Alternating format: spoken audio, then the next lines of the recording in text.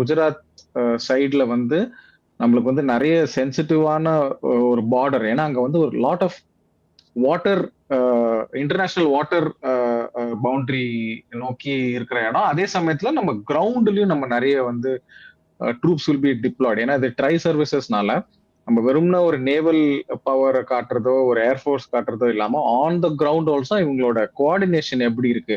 So இது ஒரு லிட்டரலா பாத்தீங்கன்னா ஒரு வார் சூழ்நிலை வந்தால் நம்ம வந்து எந்த அளவுக்கு வந்து ஒரு கோஆர்டினேட்டட் அட்டாக்கா வந்து நம்ம வந்து செயல்படுத்த முடியும். அண்ட் எஸ்பெஷலி நம்மளோட இமீடியட் த்ரெட்னு பாத்தீங்கன்னா, especially when you consider naval use of naval force. இப்ப நம்மளுக்கு சப்போஸ் சைனாவோட ஒரு வார் இருந்தா நம்மளோட நேவி வந்து அவ்வளவு பெரிய பங்கு வந்து அதுல விதிக்கிறதுக்கு வந்து ரொம்ப சான்சஸ் இந்தியன் கம்மி. ஓஷன் ஃபுல்லா நம்ம சைனாவை டேக்கிள் பண்ண போறது நேவியை வச்சுதான்.